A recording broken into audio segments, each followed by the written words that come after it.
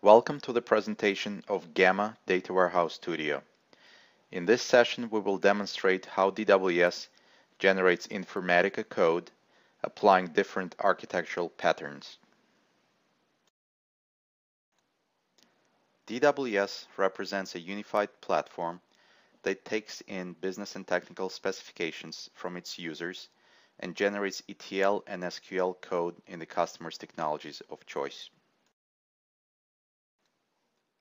DWS can accommodate diverse architectural needs and can automatically or optionally split a logical data mapping specification into several stages of processing, each done in different technologies.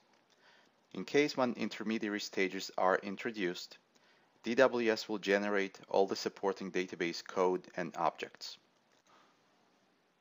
In this particular session, we will demonstrate three architectural scenarios.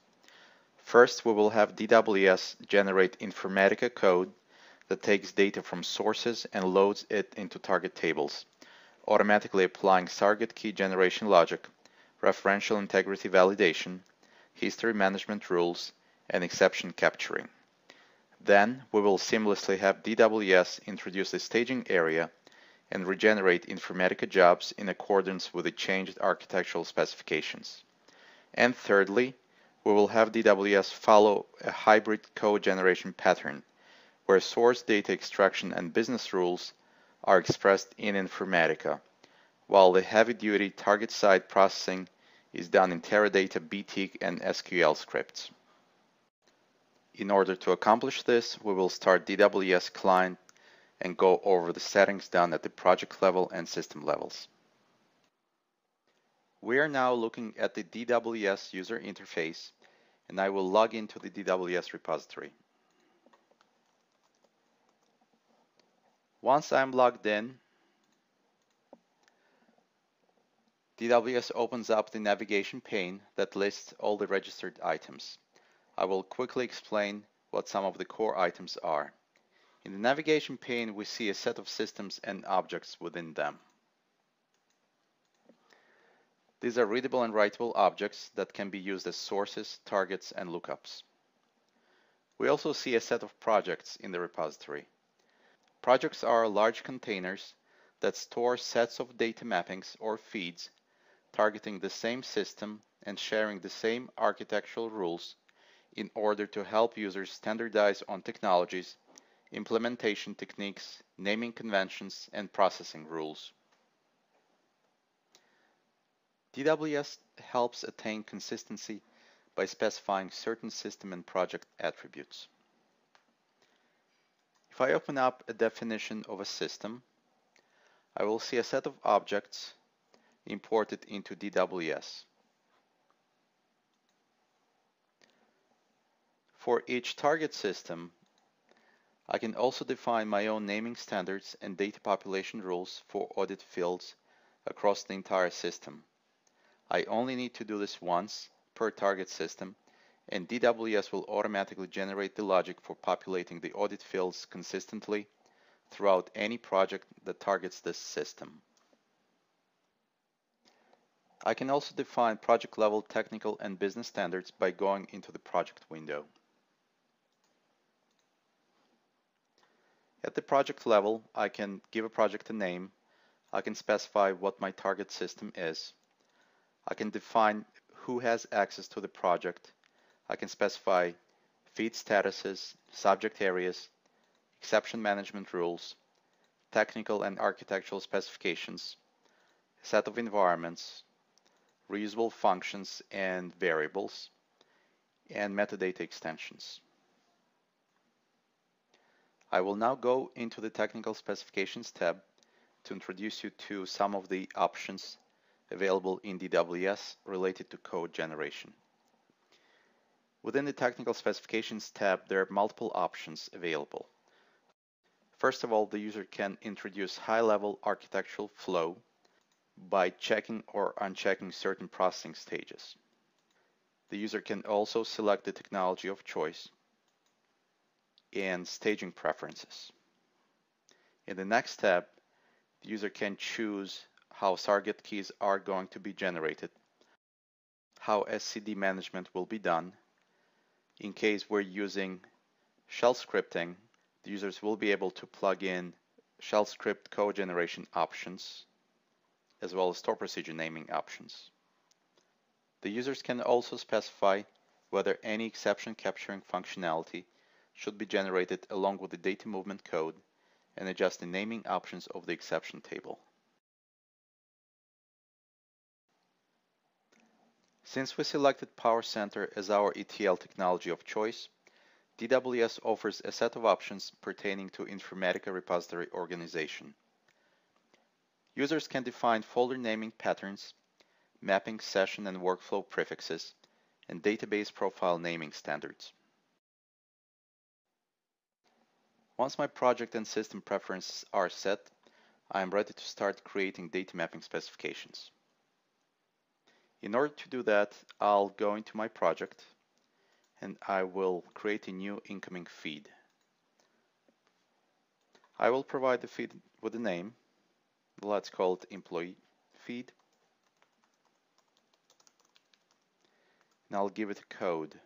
Let's call it EMP feed. I'll bind it to a subject area. And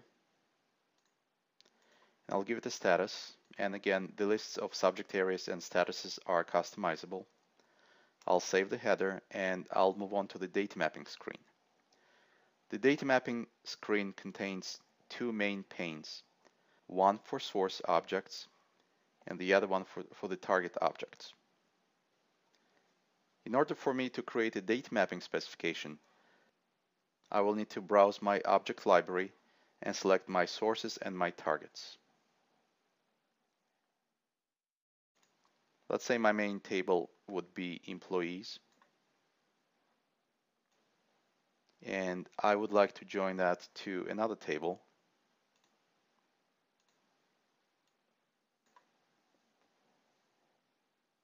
And my join condition would be on this column.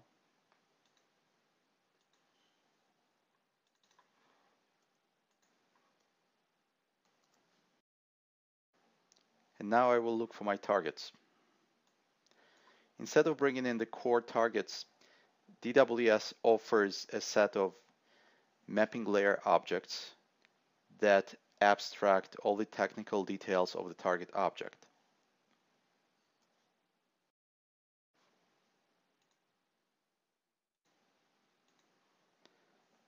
I will select a couple of target objects so we can demonstrate how DWS can target multiple objects on the target side.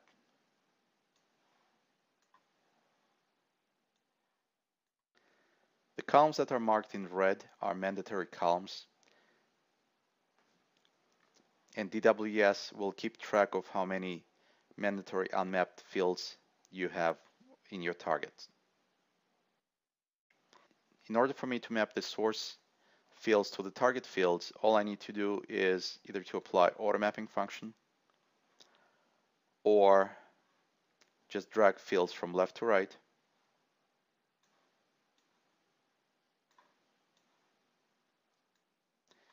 If I want to do something more complex, I can just double click on the target expression and type in my own expression.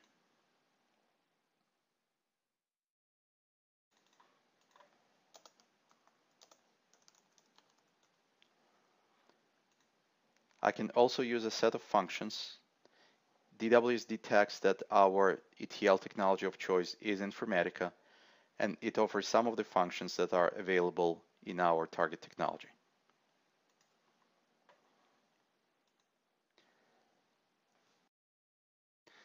I will continue mapping the mandatory fields.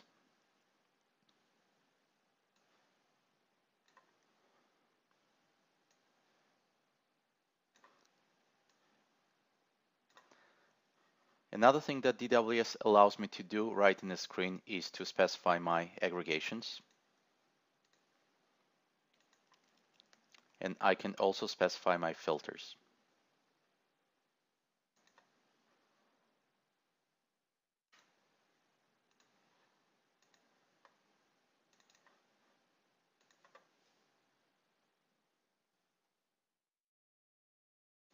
Let's provide a very simple filter here.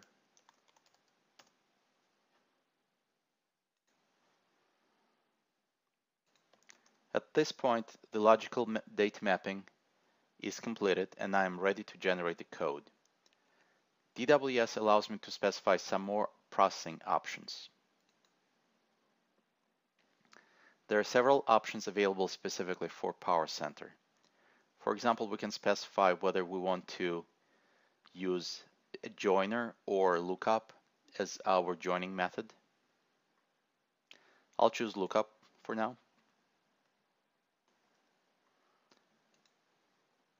And in order to generate the code, we need to go into the code deployment window. We select the environment into which we would like to deploy the code. We click on Retrieve Components, and we locate our feed. We can select a set of feeds in order to regenerate the entire code base. At this point, I'm going to switch the window to Informatica's Designer, just to verify that there is nothing in the repository currently. The repository is empty. I'll disconnect, go back to DWS, and click on Deploy Components. Once I click on Deploy Components, DWS internally kicks off the code generator that traverses the metadata repository, gets all the specifications from the project level, feed level, target system, and target object levels, puts it all together, and generates the code that adheres to both business requirements and technical specifications. The code deployment status is set to success, and we can try going back to Informatica repository to see what DWS has generated.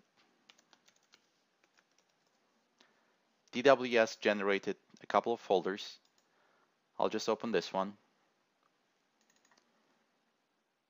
It has generated definitions of sources and targets. It has also generated a mapping. As per my specifications, I chose not to use any intermediary staging areas, so DWS generated a straight-through processing job that takes the data from the source, applies a lookup as a join, applies the business logic, applies filters, aggregations. It detects that our tables are dimensions. It will apply the standard insert update logic for each target table. It will also introduce an exception handling table where all the exceptions that did not pass RI validations will be stored.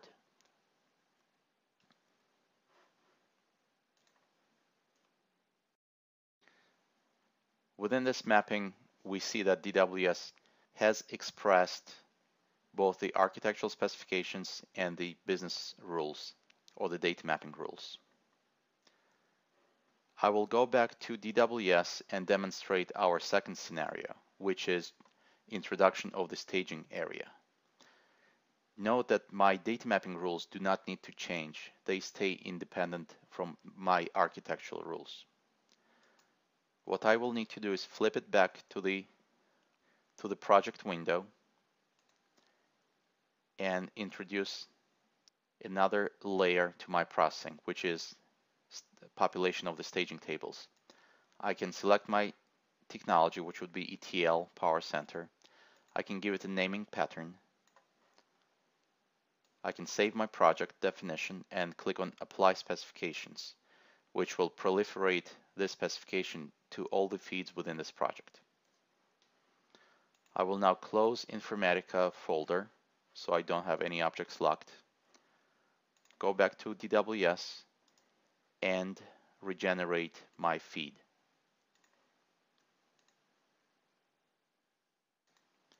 Note that now we have two items available under the logical employee feed. The first item is going to be represented by a staging job, and the second item will be represented by the target loading job. I will clear out the log and click on Deploy Components again.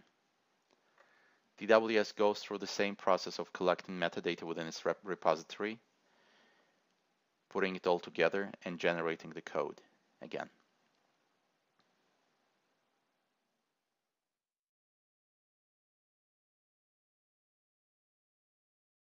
It took several more seconds, and it looks like the code deployment status is success. So I'm going to go back to my Informatica folder, open it up, and now I see two mappings. One is to stage the data and apply the join, and the other one is to read data from the staging table this time and apply all the same logic that we had applied before. So this example shows how DWS can seamlessly change architectures but retain the data mapping logic. Besides generating the mappings, DWS can also generate Informatica sessions and workflows, and I'll quickly go into the Workflow Manager. If I open up this folder, I will see my sessions and my workflows. I'm going to disconnect from Informatica repository just to get it ready for the next code generation event.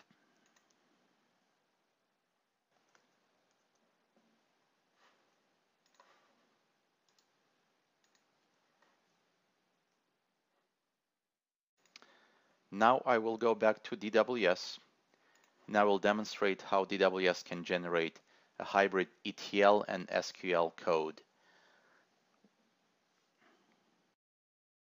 For that, I have another project set up, which is called Bookstore Sales Project. It's targeting a Teradata database, and the only thing that changes between the technical options is that we are introducing a two-step process where we are applying the business logic using an ETL technology, which is PowerCenter in our case. And our target loading step is done using SQL. DWS detects that our target database is Teradata and offers us a set of Teradata related options. Within this screen, we can specify how the Teradata BTIC script will behave. For example, we can specify the semicolon placement for each statement that will control the commits. We can standardize on the loader option, so every job generated within this project will consistently access Teradata in the same manner. I will now open up a feed within this project. I have a feed ready already, since we're already familiar with the data mapping process. My example feed uses two source objects as a source. The join is done using an expression as opposed to a direct join. And I have two target objects where I'm applying an aggregation. I will now go into the code deployment window, select the environment into which I'd like to deploy the code,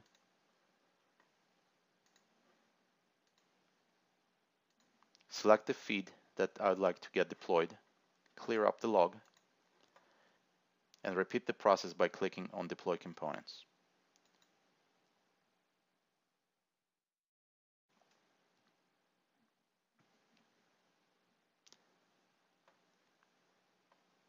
DWS again kicks off the code generation process, and it looks like it's done. I'm going back to my designer. I will open up the new folder, and this is what DWS has generated as far as the expression of business logic.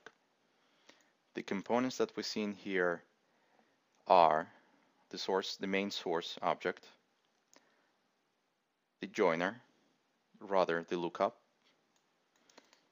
The join to the lookup is done using an expression, and DWS has generated an additional expression transformation.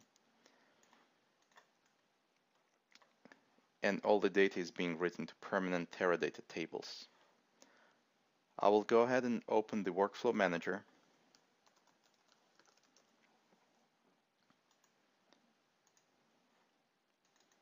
What DWS has generated is a workflow that contains two steps. First one is calling the session, and the second one is a command step that calls the btx script. We can look at the generated btx script now.